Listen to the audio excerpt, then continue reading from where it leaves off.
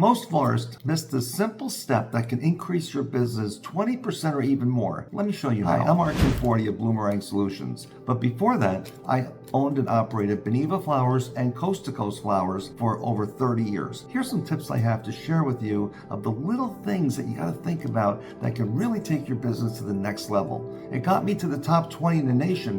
What can it do for you? I feel it's important that florists should remember that we're not salespeople. We are experienced order takers. I used to say educated, but it's more about experience because the more people you wait on, the better your ideas and the more appropriate they're going to be to align with the intentions of the customer. Your customer walks into your shop or calls your shop because they've already made the decision to send flowers or a gift. Your job is to simply take that order and compliment the order, not add on. So some of the guidelines that I actually put in writing at my shop was, if a customer walks in and says, I'd like to place an order for a funeral order or a sympathy design or somebody just passed away, that was a cue for everyone to immediately lower their tone and to be very, very empathetic towards that transaction. That person is now on stage, the spotlight's on them, because they need to really be respectful of whatever that person is going through. Let's face it, a loss of a family member, a business associate, or more, you don't know how it's affecting the people, so it's important that you're empathetic and you're immediately quiet. So my first suggestion is to just be quiet.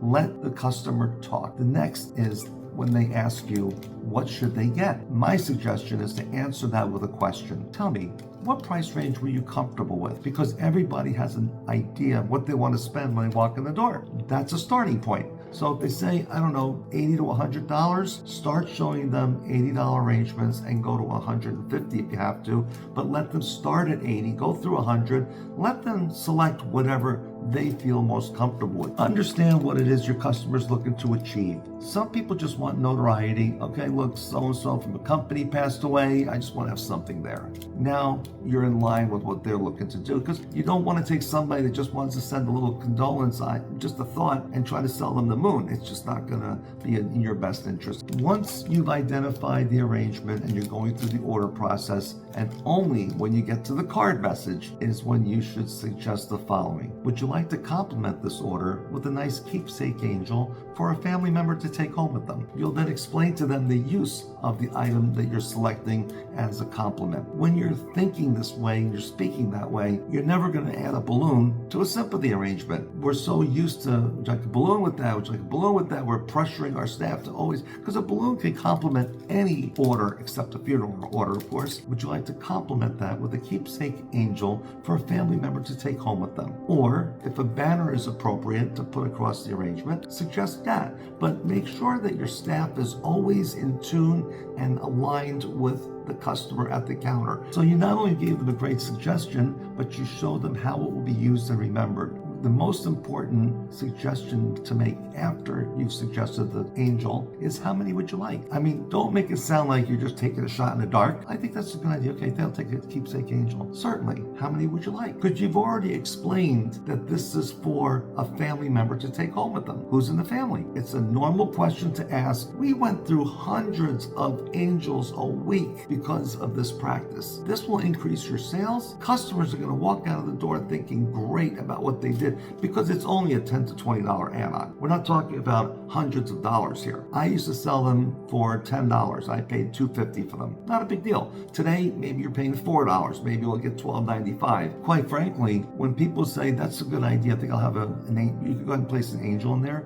And I say to them, how many would you like? They start thinking, Paul, Jane, Sue, John. You know they're already in and they understand what you proposed, and they're going to now put their list together. Your sale is just taking off. It's little things like that that are meaningful that will take your sales to the next level. There's nothing wrong with it at all. You're just making a better experience, and the customer is now getting better service because they went to your shop instead of someone else's. So the three main points to take away from this. Remember that the customer walked into your store already set on buying an item for a funeral. You didn't sell them, you took their order. They have a price point, and you simply ask them, was there a particular price point you had in mind? You see, you're speaking to the person. It's a conversation. You're not just placing an order. Make a relationship with your customer. And remember, the angel concept should only be introduced after going over the card message. I think the most important thing you should remember is timing and patience when you're taking an order. You know, the truth is at the end of the order, the customer is going to walk out feeling good about what they purchased. They're going to know that their arrangement's going to stand out, even if it just has one angel in it, because people always take items off of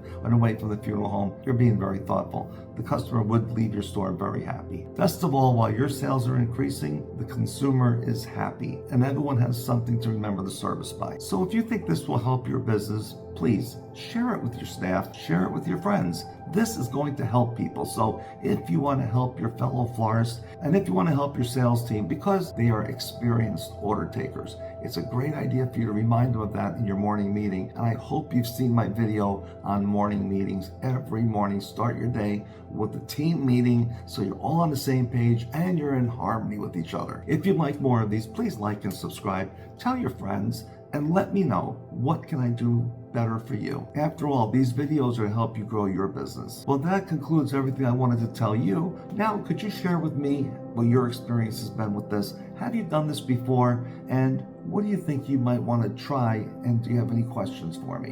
Whatever that might be, make a comment. I'll respond to every one of them.